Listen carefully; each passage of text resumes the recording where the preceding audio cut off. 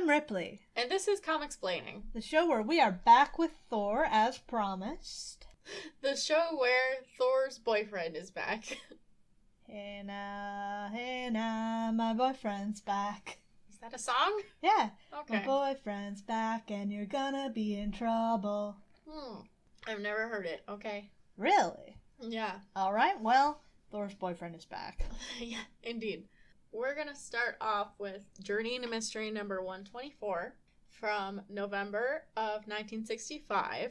Written by Stan Lee, penciled by Jack Kirby, inked by Vince Colletta, and lettered by Artie Simek. Thor is back in New York City, and he has apparently stopped at a newsstand to read a paper.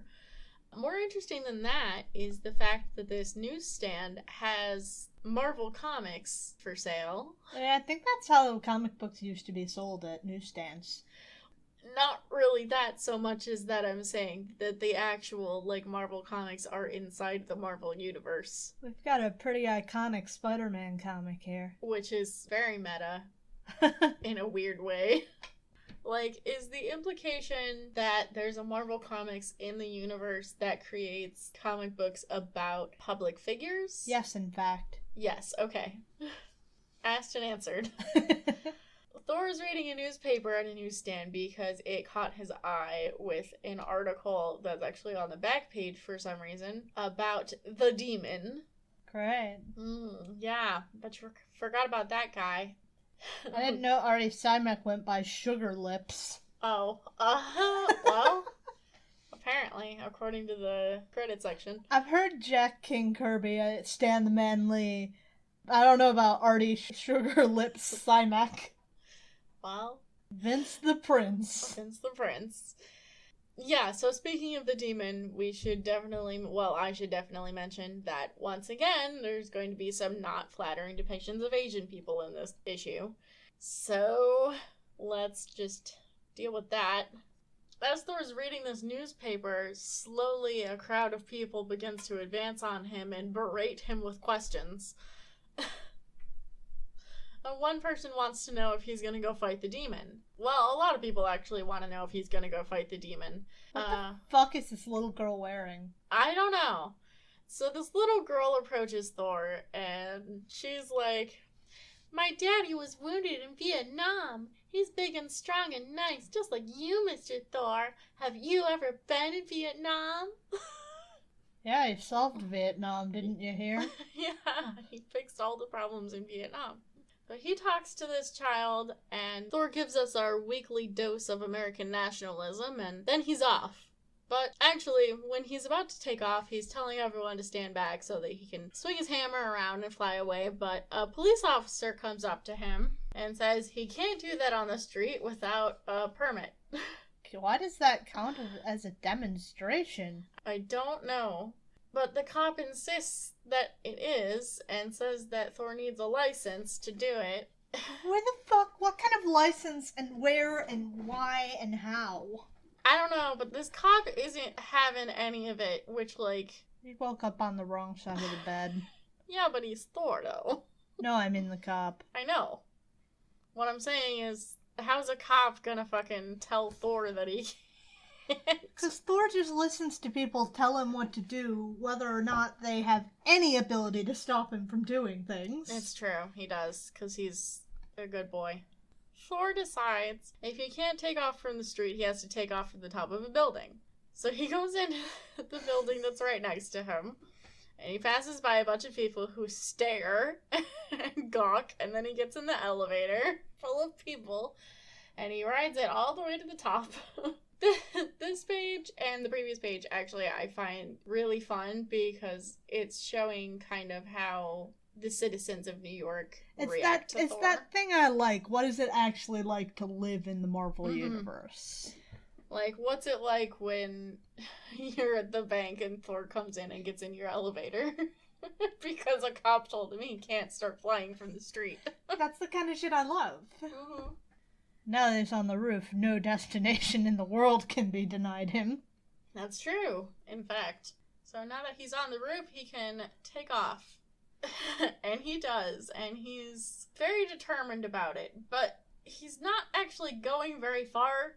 This was a lot of pomp and circumstance for him flying across town to Jane's hospital. Take the subway, right? Drama queen. Exactly. So he peeks in the window and he sees that a bunch of doctors are attending to Jane right now. And it seems actually that she's doing even worse than before. But we're not going to expand on just why that is, because we jump back to Asia, where the demon and his army are attacking some kind of stronghold. I don't know what the fuck that is. I don't either.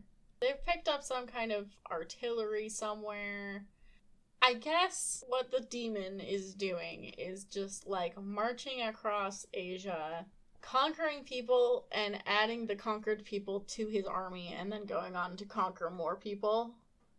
So it's like a modern-day Khan. Yeah. Yeah, because I'm noticing we have different people wearing different things this time around instead of everyone is wearing loincloths. So it seems like they're just from the various areas of Asia he's marched across. Yeah, because he decided that the power of the Nornstone was like divine providence, that he's meant to conquer everything. So he's just doing that and conscripting the conquered into his army.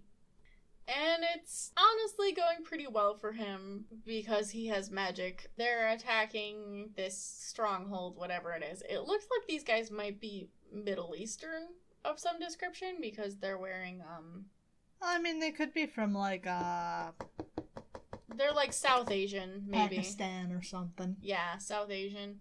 Anything that they throw at the demon, he just shrugs it off. He's got a magic rock. Yeah, because he has a magic rock. And by his displays of power, they're able to topple this stronghold and quickly get the better of the nondescript Asian people that they're fighting. That's fun. It's getting carried around on I forget the actual name for that. Palanquin. Yeah. Back in New York, Thor has apparently found somewhere to turn back into Donald Blake and actually gone into Jane's room properly. He's there to visit her, and as he approaches, he addresses her, but she's facing away from him and apparently thinks that she's hallucinating his voice and that he's not actually there. Just walk around to the other side of the bed. I mean, I guess that may not... Well, he walks up to her and addresses her again, and she actually turns around to look at him. Jane is apparently...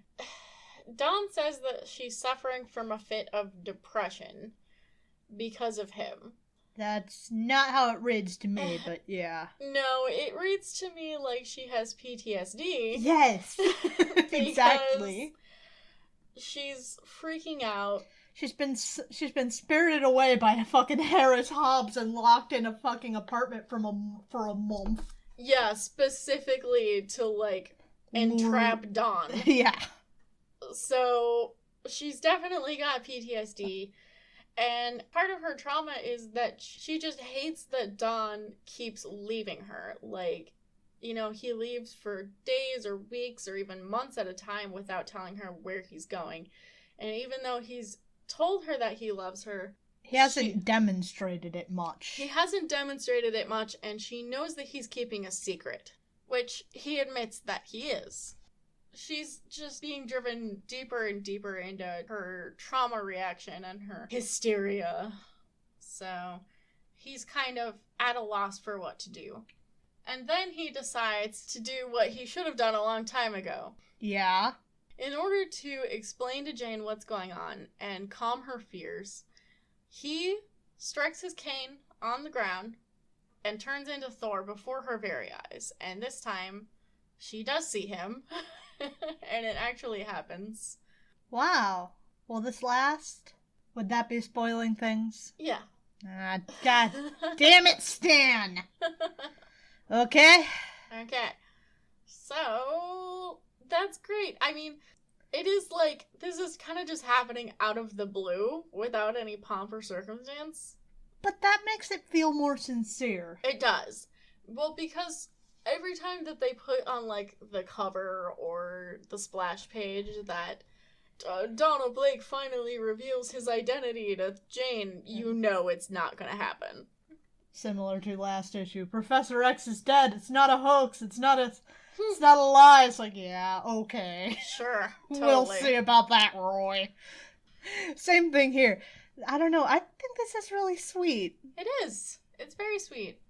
After revealing his secret, Jane is indeed calmed to some degree. She admits that she somehow suspected that Dawn and Thor were the same person, but finding it out is still a little bit shocking. Of course. Right. Because when you come to terms with that, you have to come to terms with, okay, what does Dawn being Thor mean for him, for me, for us? Right. But there's also a pretty strong level of intimacy in revealing this secret. Yes. So it's very sweet. Thor suddenly hears someone coming down the hallway as they're talking, and he immediately changes back into Dawn just in time for a nurse to enter with Jane's dinner. Visiting hours are over. Visiting hours are over. This is a prison. Dawn promises that he'll come back tomorrow, and Jane is relieved by this. She's definitely feeling a lot better now that she knows what the fuck is going on. I see someone else is less relieved by this. Yeah, as you may have guessed, Odin is not thrilled.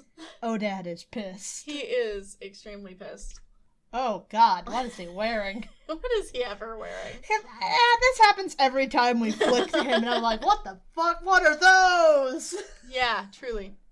He's got some, 80s sci-fi shoulder pads. I like his poofy fantasy Fabio sleeves. Paired with the fucking 80s sci-fi shoulder pads. And a bird hat, as always. As always. It's a great look. It's a different bird hat, but I think this look would actually be okay if not for the red fucking pants. Yeah. I think I agree. But Odin is pissed, and he knows that now Thor has broken his law, and he will need to be punished. But he's not going to do that just yet. Oh my god, everyone is talking about the fucking demon. Yeah, Don has returned to his office where he's helping some dude who has, a broken arm, I guess. And this dude is also talking about the fucking demon. For no reason, completely apropos of nothing. And then before this patient leaves, he turns on Don's radio. What? That's so rude. Who asked you? Right? That's your radio? He turns on the radio to hear the news bulletin before he leaves, and the news is also talking about the demon. And Don is perplexed by all these people talking about the demon. So after his patient leaves, he's working, and as he's working, he's getting, I guess, almost like a premonition of what is happening in Asia with the demon, and vision. The carnage and the destruction. And he's trying really hard to block it out because he promised Jane that he wouldn't leave her again, but he knows that he can't sit idly by and do nothing. At the end of the day, he's Thor, protector of all mankind, not protector of Jane Foster. Yes. So he decides he's gonna go do something, but he's gonna do it very fast. How about, and here's the thought, call Jane. Just tell her, right? Because that's the problem, is not that he keeps going out and fighting. It's that she doesn't know. She doesn't know. Just go fucking tell her where you're going and tell her when you'll be back. Keep her in the loop and she's not going to be so freaked about it. Yeah, maybe she'll worry about you, but that happens whenever someone leaves. She won't worry as much if you just fucking disappear. Because what's inevitably going to happen is you're going to end up getting stuck somewhere, be it Asgard, be it somewhere else. Mm-hmm. And it's like, oh god, what's going to happen with Jane? Mm-hmm. And Jane's like, ah! Right? Exactly like that. Exactly like that. Yeah. He turns back into Thor again, and he flies off, and he flies so fast that he breaks the sound barrier. That's a cool thing Thor can do. Well, he can move faster than light, so I guess that's not really surprising. I think it's cool, and I think he should do it more often. I do too. The sonic boom that he creates travels even towards Europe, somehow, where on top of Mount Olympus... Well, he soared across the Atlantic. He flew over the Atlantic, so Europe hearing it is not a huge surprise. That's true, I guess. On top of Mount Olympus, we see Zeus, who has decided that something is going to happen, It's worth noting that the last time we saw Zeus, he was a redhead, but here his hair is white and he pretty much just looks like an Odin recolor. He got in trouble for being the fuck father, and his wife gave him enough trouble that his hair all turned white.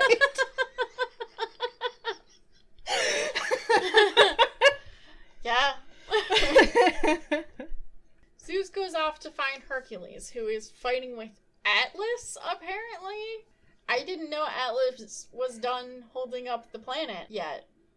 He got someone else is doing him a favor. There's literally a myth about that and why you're not supposed to do that. Yeah, I know this, actually. That's why I said it. Okay. Zeus interrupts the fight, and he decrees that Hercules is going to go down to Earth. By the way he's talking, it kind of seems like he just wants Herc to get out of the house for a while. Like, he's sick of him. Sick of dealing with his shit. He's like, damn kids, get out of my house. Go outside and play. Get a job. He decrees that he has a mission for Hercules, but he doesn't really give any kind of information about what this mission is other than that it's on Earth. So Hercules descends the mountain. It's worth noting that he doesn't get transported to Earth. He just has to climb down the mountain.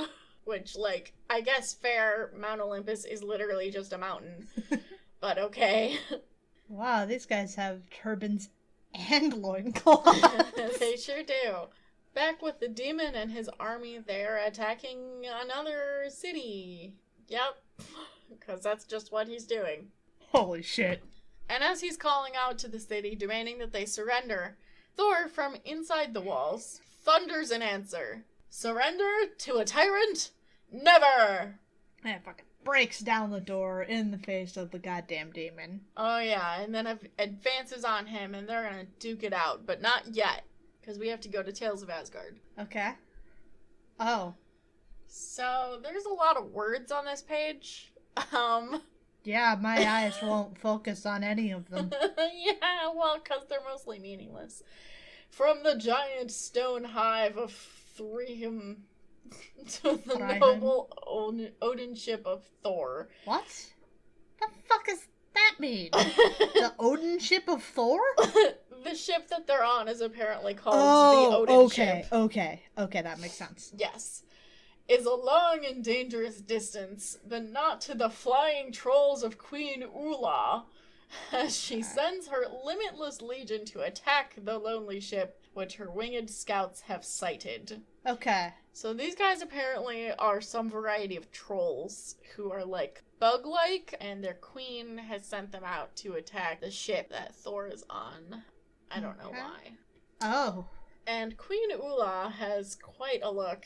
She, we're back on the how the fuck do women's bodies work, because she's got teeny tiny waist and big ol' bazongas. Oh, yeah, that's true. I mean, that's not really the thing that draws my eye the most, but it is up there. Yeah, no, there's a lot to talk about here. This truly is a headpiece worthy of Padme Amidala. Truly. But if you take just a moment to look down, it's like, oh, that was some big ol'... some big ol' bitties. She moved her internal organs into her boobs. That makes sense. Makes sense, because she has no waist. Mm-hmm. Just the tiniest thing. Yeah. So she's sending her warriors out to fight Thor.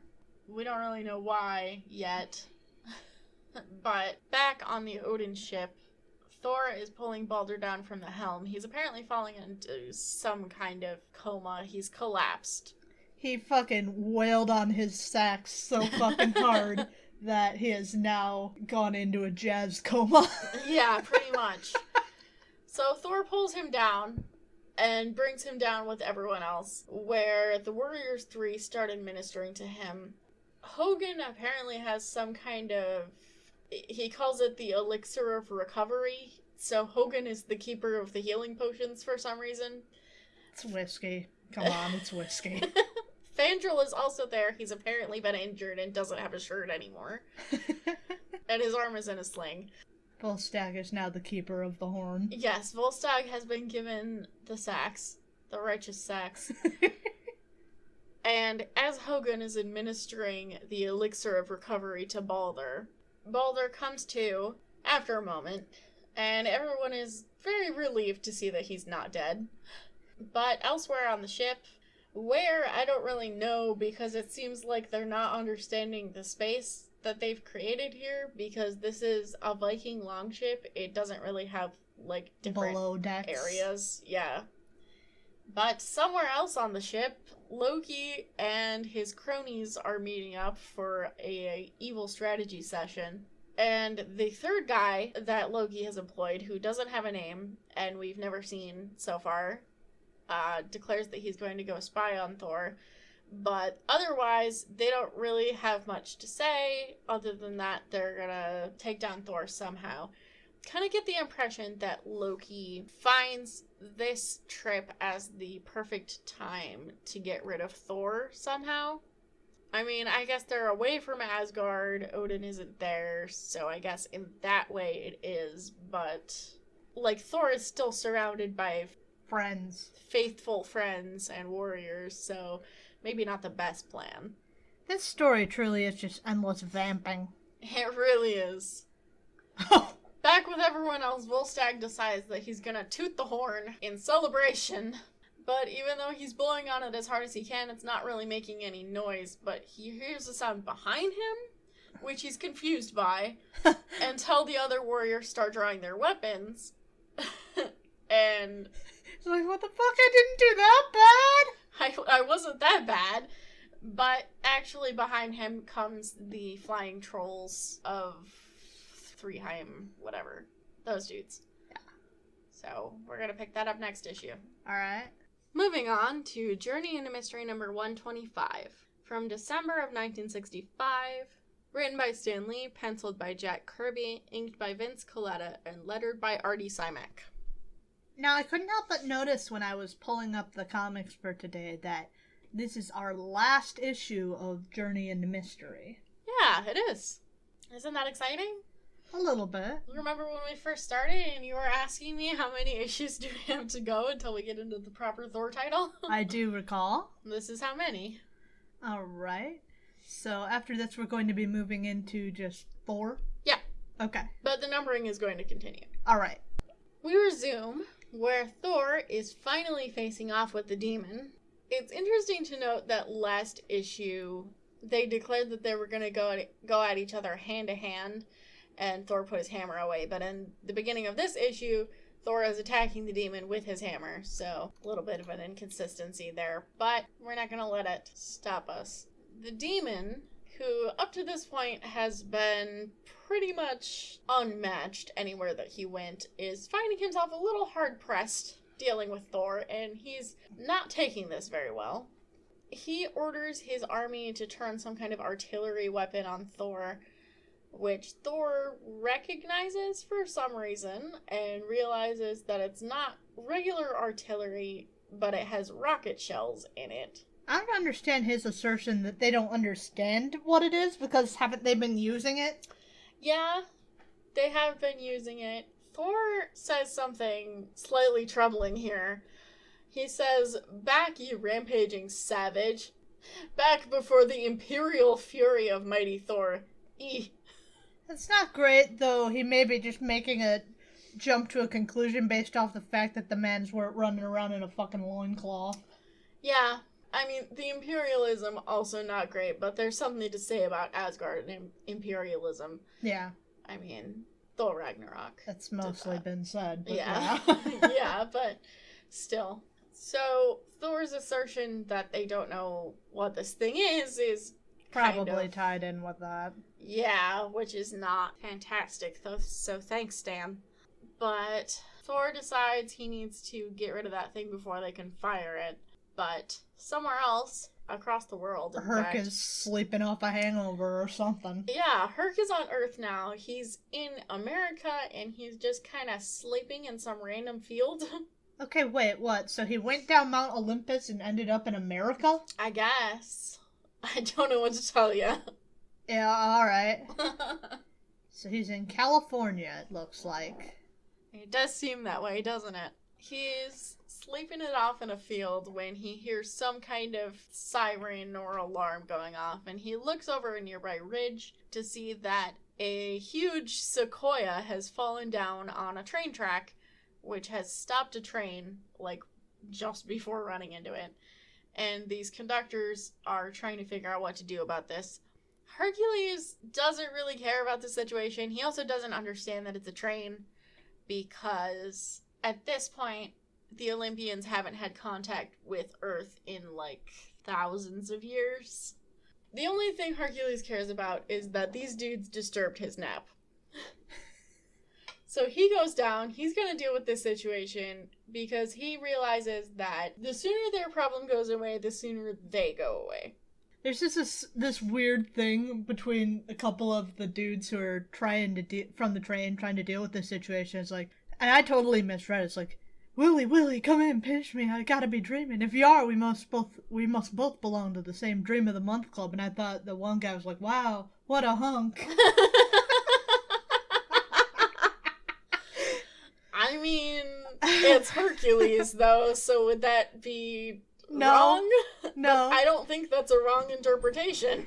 Dream of the Month, I just took, like, Dream of the Month, like, Dreamboat of the Month. Right. Yeah. Obviously. No, that makes perfect sense. I accept that. Herc's hot.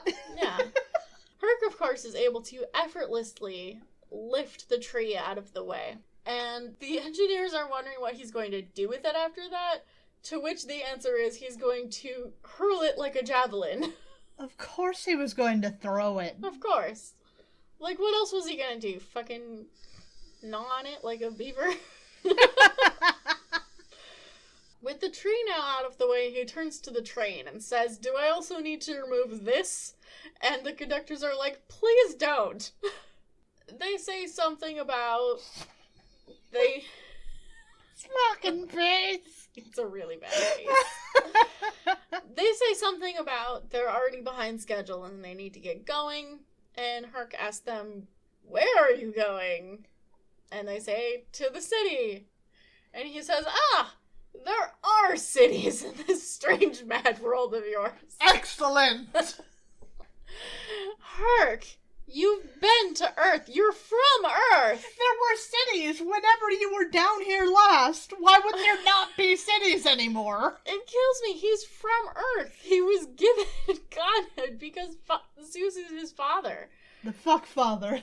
Yeah, he's one of Zeus's many bastard offspring. He grew up on Earth, so this reaction is bizarre.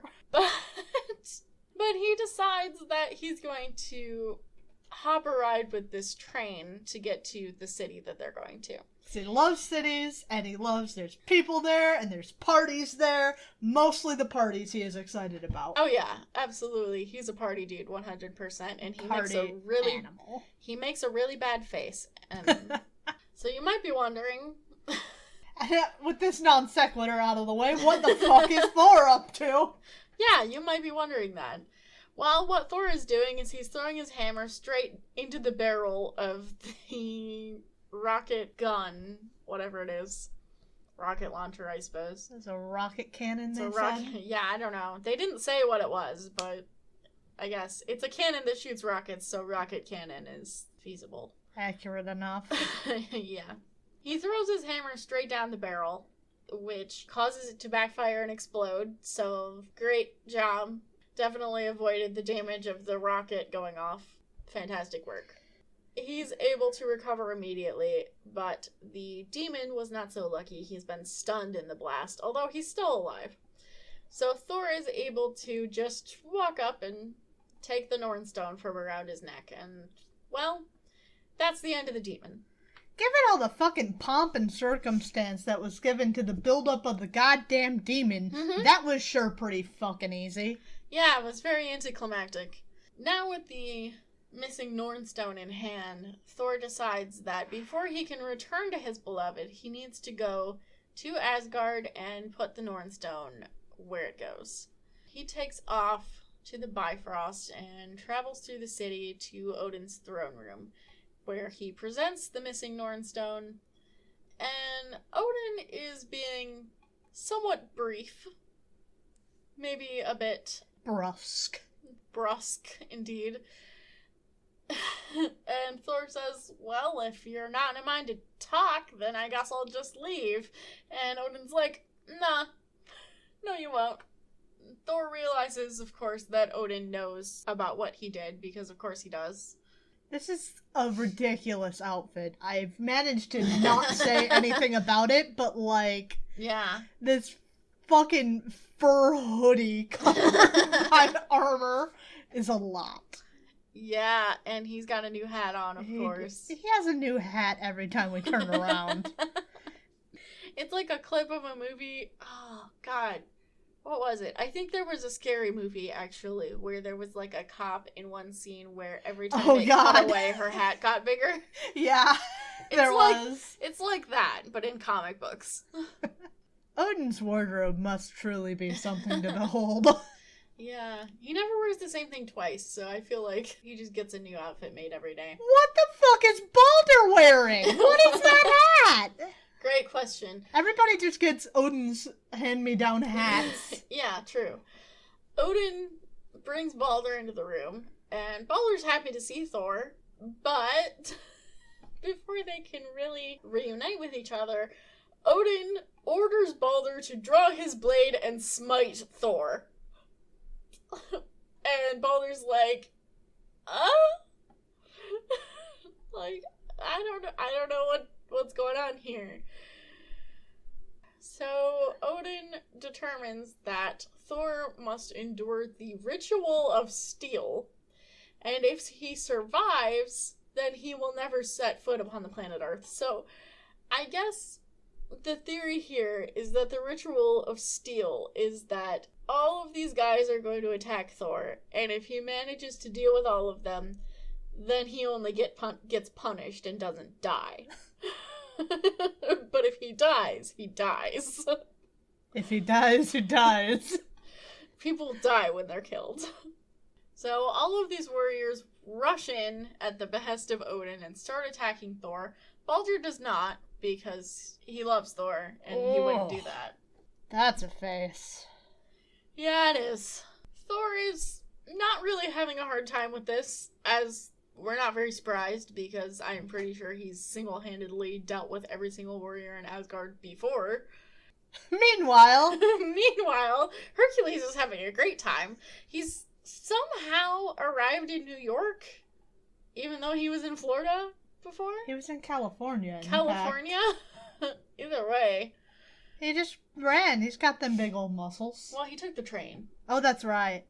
And he finds himself at some kind of fancy restaurant where a bunch of people are just kind of fawning over him, like they're serving him food, and all the ladies are like, ooh and ah, and one dude is on a payphone like, hey, get this, JB, I spotted the one we're looking for. I don't know who he is, I saw him coming out of Grand Central Station. Meanwhile, Hercules is, today's gonna be the day that they're gonna bring it back to you. So this guy in the payphone apparently wants Hercules to play Hercules in a movie. This is another one of those things that's a weird Stanism that we've covered it before with Thor. This has happened in Spider-Man. I think it's happened several times in Fantastic Four where people are just making movies about people and they want the people to be in the movie. Well, they don't know that he doesn't know that he's Hercules.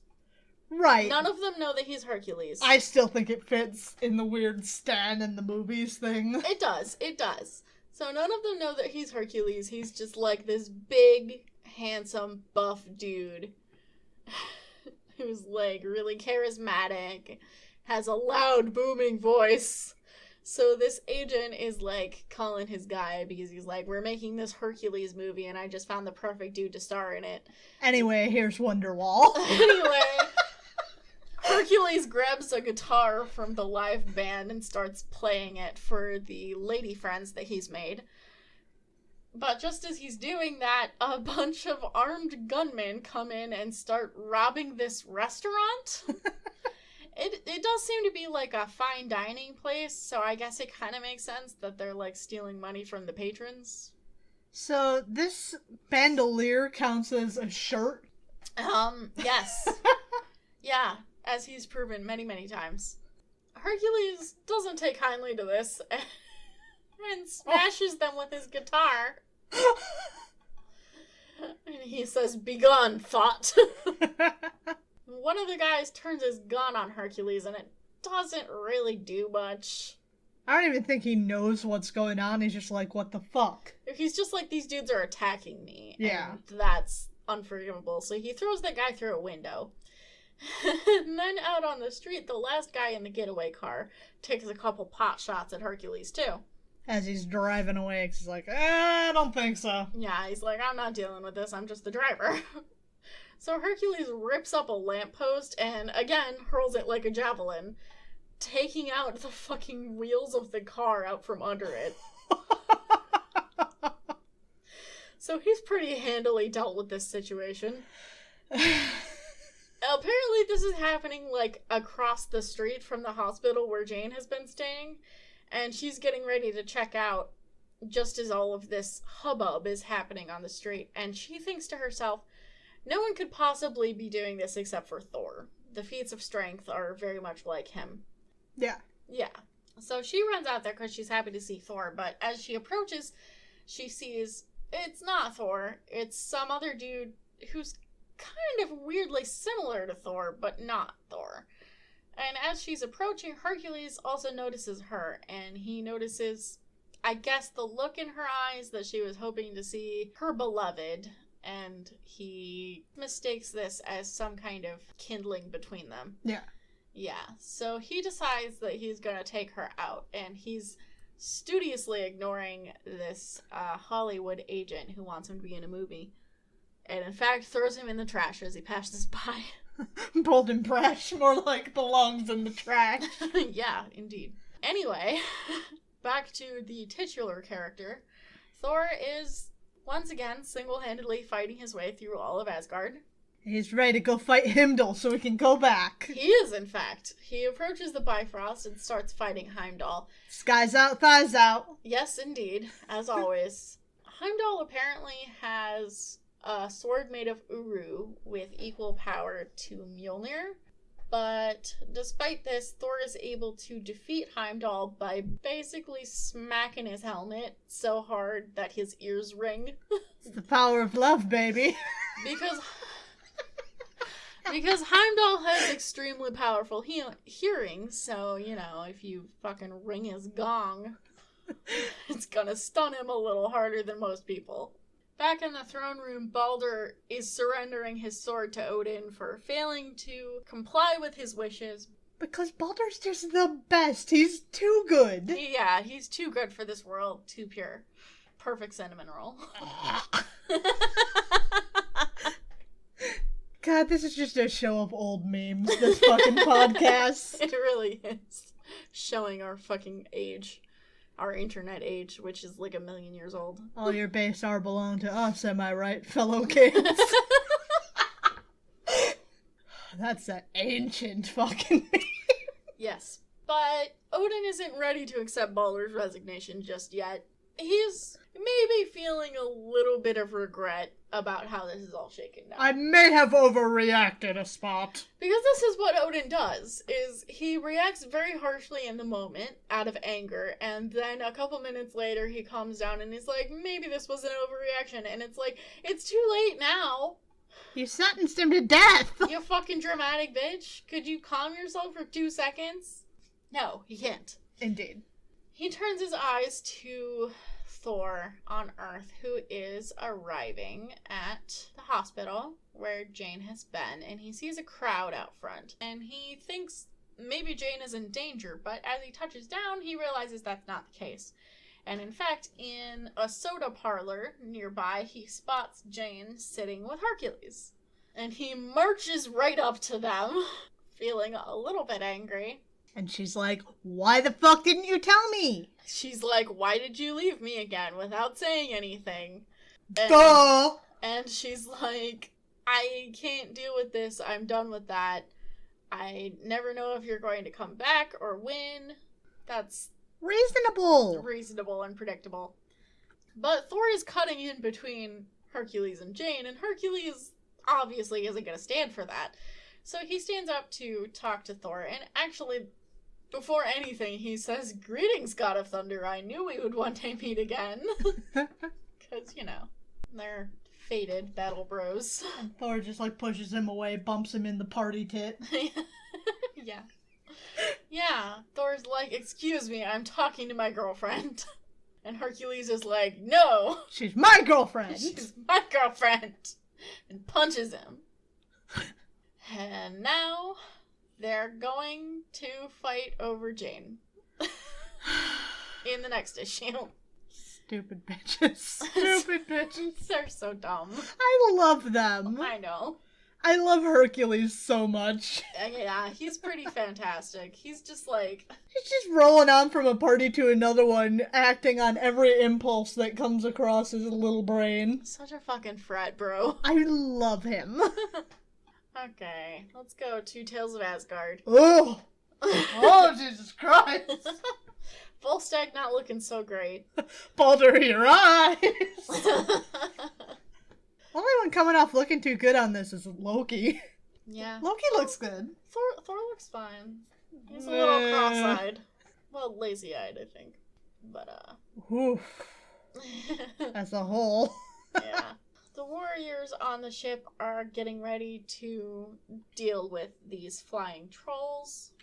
But even as they're coming down, Thor is saying, "Don't attack them yet. Maybe we can deal with this a peaceful way." Because he doesn't want to resort to fighting if they don't have to. I mean, they've already been through the fucking ringer here, so... Yeah, I'm not getting the vibe that they're looking to talk. No, they're not. They're clearly not. In fact, as they start to threaten Volstagg with a sword, and Thor starts to stop them. But, again, elsewhere on the ship, below decks, I guess, Loki has some kind of machine that he and his lackeys are feeding potions into that is billowing out a smoke that drives off the flying trolls. You're getting, a really strong bee theme from these trolls. Like, they're being driven off by smoke. Yeah. They came from a hive. They have a queen. They have a queen, so... Yeah, Stan, we get it. I really like this, that Loki has their own way of being helpful in these situations, so... Mm-hmm. Well, Loki is genuinely doing this to be helpful, actually. Yeah. Because he thinks that if Thor isn't going to actually deal with them, he's going to deal with them by driving them off with this smoke. But he doesn't... This is not a scheme apart from whatever accolades he will get among the crew as being better than Thor. Mm-hmm. This is not a scheme, this is just okay, I'm done with this. Right, I'm just gonna deal with this if you guys aren't. Which, Thor gets a bad rap for being kind of rash a lot of the time, but I think Loki can also be a little bit rash sometimes. So yeah. Make some choices in the heat of the moment that maybe aren't so smart. But I do agree that... I mean, they were raised in the same household by the guy who literally just in the last story sentenced Thor to death and then was like, maybe that was a bit much. Yeah, that's true. That's very true. So they come by it honestly. But, I do agree that Thor probably wasn't going to get anywhere with peace talks, so what Loki does here, not the worst idea. And he does indeed manage to drive them off, and in fact, several of them straight up fall out of the sky into the ocean. Thor investigates the source of the smoke and finds that Loki has caused it. Loki is being a little bit braggadocious about this. I love his pose. I know, he's power posing up on deck. I dealt with the trolls, brother. Chin high, hand on hip. And Thor says, all you've done is angered them. They're going to come back now that you've driven them off. And they start kind of brotherly fighting, But as they start to do this, the swarm is immediately returning, and they use some kind of hooks to grab Loki and pull him off into the air and take him back to their hive. So he is being held captive by the Queen Ula now.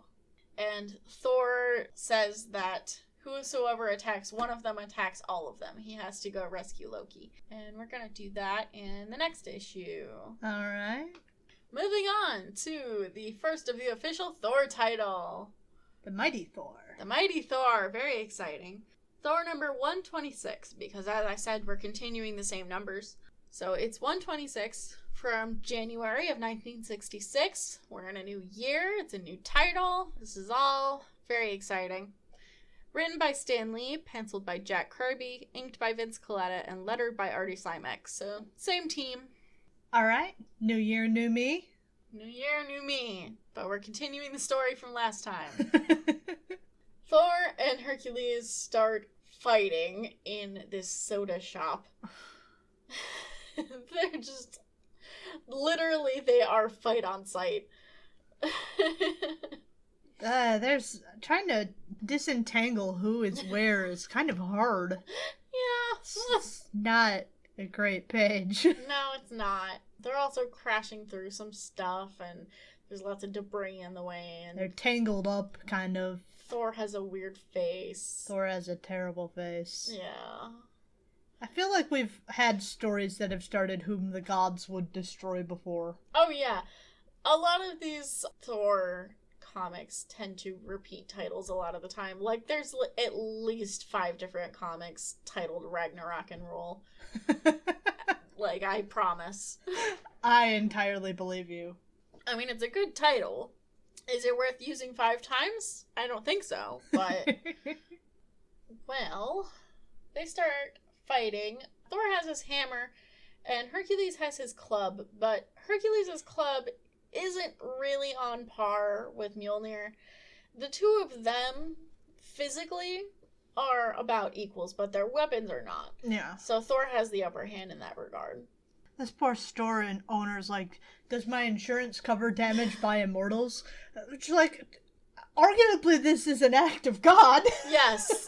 Godza. Yeah, I would be interested to know that if Marvel could write, like, a miniseries about insurance in the Marvel Universe, that would be gripping. Does insurance in Marvel New York cover acts of God? I have to know. Do you have to pay extra for that? If your car hovers and you put it in a no parking zone, does that count as parking? Oh, well, they break out of the store pretty quickly, but they did bust it out pretty bad. Jane is, I don't even, know the word to say. No, they mustn't fight over me. If one of them should be hurt, or worse, we're back on this, I say. Yeah, that's just how she is. She seemed to be doing better, but here we are. Yeah, so as they're fighting, it's kind of becoming clear the difference in their characters. Thor is genuinely very upset by this situation. You know, he's been having a hard time lately. His dad won't let him be with the girl he loves, and he's also much more stern and serious than Herc. He is much more stern and serious, and in fact, Thor kind of thinks of Hercules as being similar to his younger self, because Thor has had to learn a lot of very hard lessons, which we actually haven't gotten into yet. But Hercules actually realizes that Thor might be in some genuine distress, but Hercules is all about having fun and having good fights. Yeah. So he's not mad about it. Oh, I like this panel of Odin. On the next page, we're back in Asgard, where all of the warriors are kind of picking themselves up after being trounced by Thor. And Odin has changed his outfit yet again. So has Balder. So has Balder. It's very important. They have to change their outfit so that they can pass judgment on Thor, I suppose. I think Odin's outfit here is a lot better. Odin, this is a great look. This is a really good look. It's gold. It's all gold except for these horns on the front of his helmet that are so much. They're so fucking much. They're ridiculous. So, but in a good way. Yes. It's very dramatic. Yes. So they're sitting in the throne room watching Thor on a view screen. And Odin, even though he was feeling a little bit remorseful for ordering Thor's death, he does think that Thor needs to be punished somehow. He's still on his bullshit. Balder is kind of asking him, should he not give Thor his pity because he's forbidden to love the women that he loves. And Odin's like, no. Didn't fucking listen. He didn't do what I wanted him to do, so he has to pay for that. He just needs to decide how to punish Thor. But he's watching the fight that Thor is having with Hercules on his view screen. So let's return to that. They've gone out onto the street where a bunch of people are running away, reasonably. But even as these people are running away, Thor is saying that only Hercules is his target and he's not going to hurt anyone else. But I think they should still run away, Thor, if you ask me. Yeah. I'm not really sure what's going on with this truck. It kind of looks like they're smashing it together from opposite ends. Yeah, and I don't know why, because it wasn't moving. There's no driver in it. Neither of them was going to pick it up and throw it at the other one. They just decide that they're going to start smashing it. I think Herc started smashing it towards him, and Thor braced himself against it, is kind of how I'm reading it. Sure, that seems reasonable. But it's like it's a 2-trailer semi, and they just kind of crunch it up like it's a fucking soda can. Then they start fighting again, and Hercules actually manages to catch Thor off guard and knock him onto his back, and he says, "Even on thy back thou art a foe to be feared, but my mace shall give thee pause." Oh my god. Hercules goes to hit Thor, but Thor moves out of the way, so his mace just smashes the ground underneath them, and they drop down onto a subway car underneath, and they ride the top of the train to the next stop, where the people are able to get off the train and flee. It is also an elevated stop on the line, though I'm not sure exactly where that would I don't know. But it doesn't really matter, so they're out in the open fighting now. Yes. Even though they were underground before. Well, that's how it works on the subway, though. Okay. It goes up and down, and sometimes it's outside, sometimes it's inside. Like the People Mover? No, because the People Mover's never underground. No, but sometimes it goes through buildings. Yes, it does. The People Mover is, the People Mover is, like, the only public transportation in the Detroit area. That's not true. There's the Q line. What is that? It's a tram down along one of the streets. Okay. Well, the People Mover is in downtown Detroit. It goes across a couple city blocks and has, like, a couple very specific stopping points. Yeah. And it's also terrifying, in my opinion. But I don't find it terrifying. It's just loud and unpleasant. Yeah, it is. We don't have a lot of public transit in our area, so Detroit fucking sucks. It does. Anyway, back to the comic. I just had to elaborate because I mentioned the fucking People Mover, and anyone who's Nobody not from knows what the fucking People Mover is. Exactly. No one who's not from the Detroit area would know. Even people who are from here probably don't know. So, anyway, the comic.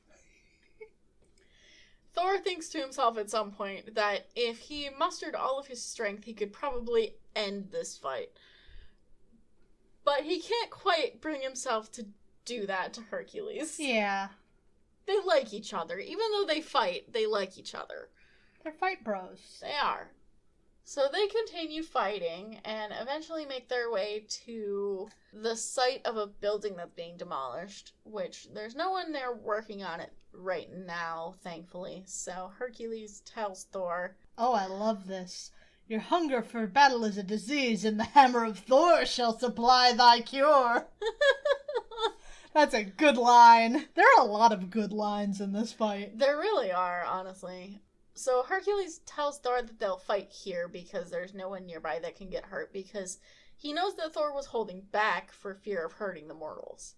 So they start fighting, and they're actually making good use of the surroundings, like fighting each other between these. Well, Thor whips the treads of, like, a construction machine at him. Yeah, and uses it as a whip. Correct that whip. And then Herc, like, punches a wheel off of a digger and hurls it like a discus. This is a really fun fight. It's really fun, and the wheel that he threw actually manages to hit Thor and stuns him for a second. So Herc goes in to punch him, but before he can land a hit, Thor gets in a hit of his own. Again, the words. I know. Wonder beyond wonders, thou dost have fire in thy veins as well as thunder in thy fist. Yea, 'tis not some mealy-mouthed cabbage I do battle with. Thou art as capable of anger as Hercules himself. Anger, by the bristling beard of Odin, thou knowest not the meaning of the word.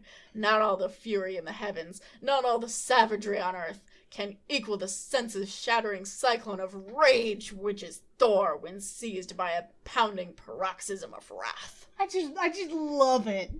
These guys just need to let off some steam. It's the vibe I'm getting. Yeah. It's not even about Jane anymore. It's just about, I'm full of anger, and you're good to punch. Well, I mean... And Herc is just like, I love punching! Pretty much. Well, this is kind of how their friendship develops down the line. Like, they're bros, but then sometimes they just fight it out, you know? Yeah. Yeah, with their big meaty fists. Their hands are really big on this page. Massive. They're huge. They're like fucking rock'em sock'em robots. They make rock'em sock'em robots anymore. I don't think so. Well, my other thing I was gonna say was gonna be sock'em boppers, and I know they don't make those anymore. Oh, God. Here's a look. Moon shoes and sock boppers. Only 90s kids remember. Anyway. We're good now. It's out of our system. On Asgard, Odin is watching this whole thing. He's still wearing his cool outfit. He didn't change yet. He's called one of his advisors, whose name is Seedring. Seedring the Merciless. And Seedring advises Odin that he must indeed bring Thor to justice in some way, which is where he gets the name Merciless from. So Odin decides that the way he's going to do this is he's going to once again take away half of Thor's power. Seedring cautions him that if he does this right now, while he's locked in combat with Hercules, Thor could very well die. But Odin has decided this is what's going to happen, but he has some reservations. So instead of doing this himself, he gives Seedring the power to do it and makes him do it. Which is like Totally better. Blame shifting to the max. 5 minutes later, he'll be sad and punish Seedring. Yeah. Why'd you do that? Pretty much. That's my son, bro! During the fight on Earth, Thor is hit by a beam of light from the sky and immediately feels himself weakening. Hercules also notices a difference, although he doesn't quite understand the significance of the beam of light. He just thinks that it hurt Thor for some reason and that Thor is getting tired, I guess. Noticing that Thor has lost some of his strength, he throws him for a loop for a minute and then goes and picks up the facade that's remaining of the building that was being demolished here. And he picks up the whole thing and throws it at Thor. Thor isn't able to move out of the way just in time, but using his hammer as like a lever, he manages to keep it from crushing him just yet. Yeah. He realizes that what's happened is his strength has been halved, because this has happened to him before, and he knows what it feels like. And if he was at his full strength, then he could easily get out from under this building. Yeah. But as it is, he's barely able to roll out of the side in time to not be crushed. So this whole time they've been fighting, they've been talking, because that's what they do. They fight and they talk. And neither one of them is willing to give up to the other, although both of them... No, this is over. Well, no. I mean, at this point it is. But, like, Thor doesn't want to fight because he doesn't want to, like, hurt anyone, but he also wasn't willing to give up. Yeah. Hercules wanted to fight, so obviously wasn't willing to give up. So now at this point, Thor has lost some of his power. He's no longer a match for Hercules. Hercules approaches him and gives him one last chance to give up and admit defeat. But Thor... Still mad. Will not do that, even though there's no way that he can possibly beat Hercules at this point. He goes to pick up some I don't know, machine or car or something. Looks like construction equipment again. Yeah, some kind of construction equipment. But even as he's picking it up, he realizes that he's not really strong enough to pick it up anymore. And it's kind of crushing him before he can even do anything with it. So Hercules walks over and just punts the piece of machinery away. And still Thor is refusing to give up. At this point, Hercules really isn't taking any joy in this fight. He just wants it to be over. Yeah. But also he isn't willing to give up because that would hurt his pride, I guess. That's how it reads to me, yeah. So he quickly delivers a final blow, and as Thor crumples to the ground at Hercules' feet, a crowd advances with a bunch of paparazzi and admirers from nearby. A lot of people who are very surprised that someone beat Thor. Yeah. And they immediately proclaim, "The champ is dead, long live the champ." Hercules is the new big shit. Thor is nothing. Basically. I love her acknowledging that the press are just fucking jackals. Yeah. He says, "The jackals gather round the lion." So the press kind of move in on him, and that agent from before comes back, and he tells him that he wants to make Hercules famous. And Hercules, this time, is willing to hear what he has to say, because he offers him... Babes. Bibs. He offers him bibs. And fan clubs, and money, and his own swimming pool. See, he's playing at his ego and his pride. Yes, and Hercules obviously is into this. Yeah. He accepts. Party animal. Yeah, of course. So, they take off, and just as the last of the crowd is receding, Thor wakes up. And a bunch of people who still could get knocked flat have some shit to fucking say to Thor. Right, they're talking shit, even though, like, even at half power, he's still way stronger than a normal human. Even if he didn't have god power, with that bod, he could knock these dudes flat. Exactly. But whatever, it's really troubling to me that Hercules doesn't have nipples. Yeah. Or chest hair. At least give him chest hair so that we don't have to think about how he doesn't have nipples. Agreed. I understand. Though it didn't really help because didn't Crusher have chest hair and no nipples and it was still troublesome? Yeah, that's true. We just need his nipples. Yeah, they need nipples. Bring back her nipples. Sign my petition on change.org. Oh my god. Retroactively give her nipples. We can be the change that we wish to see in the world. Thor is not very happy about this. He's a loser for possibly the first time in his life, and his pride is sorely wounded. And even as the last of the crowd trickles away, Jane runs up to make sure that he's alright. But he's kind of mad at her now, because his pride's hurt. His pride is hurt, and also she was kind of all up in Hercules's jam before, and she admits that she was being stupid because she was trying to make him jealous. So he takes off away from her, but even as she's trying to follow him, she hears a voice, and Odin is talking to her because, you guessed it, he feels ashamed and remorseful for taking away Thor's power. He's not going to give it back, but he does feel bad about it. He's like, you make him happy, just whatever. Yeah. I mean, this is the coolest that Odin has ever been about Jane. Yes. But also, he's only doing it because... he feels bad. Yeah. Jane goes off to follow Thor and soothe him somehow. But we're not going to deal with that until the next Thor episode. So first, we have to do Tales of Asgard again. So we pick up Tales of Asgard with Thor arriving at the Hive to see Queen Ula. If you'll recall, Loki was captured last time and brought to her. So her chest is super distracting again. Like, it's even worse. I know. Well, it's because of the angle. Yeah. So she reveals that this whole thing was a ploy to get Thor to be her king and husband. And she promises that if he will marry her and be king of this place, then she will release Loki. But if he refuses, then everyone on the Odin ship will die. I usually find that pretty entertaining when they flip around the whole, I have found my queen and kidnapped her. Yeah, it's fun when it's a lady who's doing it to a guy. It's fun to turn on its head, because it's so fucking common the other way around. Mm-hmm. Well, I think there's honestly a lot to be said about subverting that trope. Yes. Yeah, it puts it into a new perspective. But unfortunately, we're not going to explore that very heavily here. We have 5 pages. Yes, indeed we do. So, Loki is urging Thor to accept this deal because he doesn't want to die.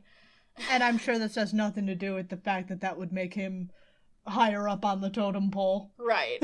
Because if Thor becomes king of these trolls or whatever, then he obviously then cannot be king of Asgard. He's not in Asgard.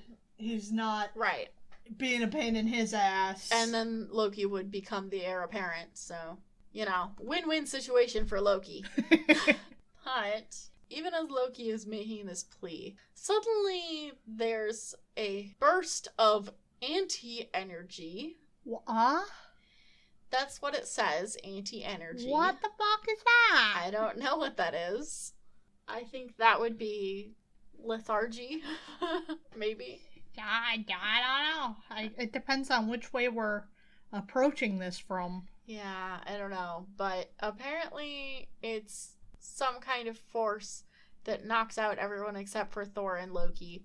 Neither of them did this, by the way. Anti-energy is not negative energy, so no one turns into photo-negatives of themselves. Well, yeah, of course. Because that's completely different. Of course. Thor realizes immediately that Odin must have done this, and he picks up Loki, who's still tied up, by the way, and carries him like an angry kitten.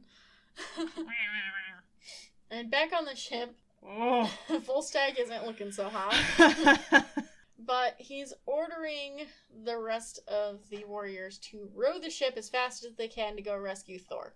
He's a good sort. He is, but also he's not rowing the ship, and the others take note of this, especially Fandral, who has one of his arms in a sling. And Baldur, who's coming up from the hold of the ship, commands Volstagg to take up one of the oars. But just as Volstagg does, Thor arrives with bundled up Loki in hand. And they're all reunited and everything's fine. And then they get a message from Odin saying, hey, remember how I sent you out on that boat to go find the thing that was causing, like, a hidden danger? Well, it's fine now. Well, no, it's not fine now. Actually, the danger is here, so come back to Asgard. This whole thing was pointless. God, I'm so mad. I'm so mad this is happening. Yeah, next issue, the meaning of Ragnarok. Ugh.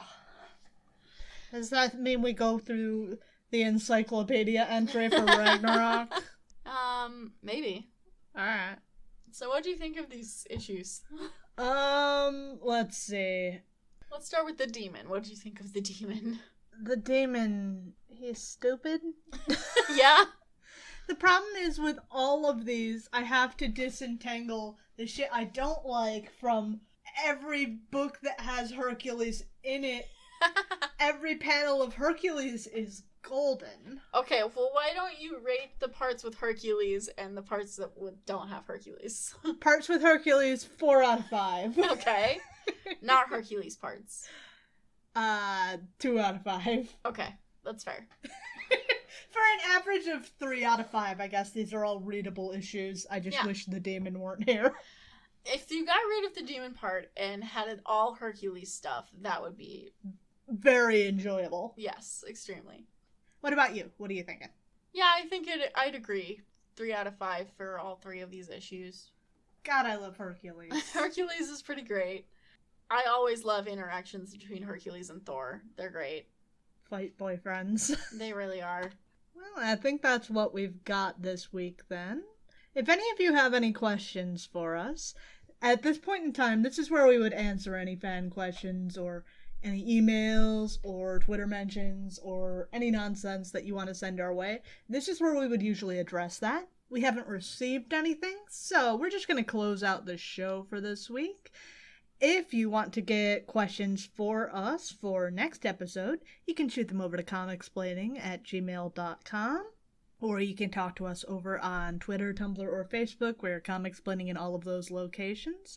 If you want to see some of the groan-worthy and tremendous faces that happen, check out our YouTube upload. We put that up weekly, generally, where we have comic clips of the stuff we're talking about show up on the screen as we're talking. That's something that comes out weekly, generally. If you want to support the show, we have a Patreon. We are Comicsplaining over there, too. Every week we put out outtakes, and if you're a patron, you can get access to the show a day earlier. We'd like to thank our one VIP patron, MVP Robin, best of all time. And if you want to just talk to us, again, this is another way you can shoot us a question for the show, or you can just chitter chat with us. We do plenty of that. You can join our Discord. We include the link to the Discord in every show. If you can't afford that, that's all fine and well. We understand that. We're a couple broke-ass bitches ourselves, so things you can do that could help the show. If you're watching on YouTube, like and subscribe, and smash that motherfucking bell button, which I will never, ever, ever say without being snotty about it. I know. But you could also rate and review us over on iTunes or Podchaser. That'd help us get up in their algorithms so more people see us and listen to us. And I think that would be really fun. That said, we're going to be back next week with the X-Men, and we look forward to talking to you then. Bye! Bye!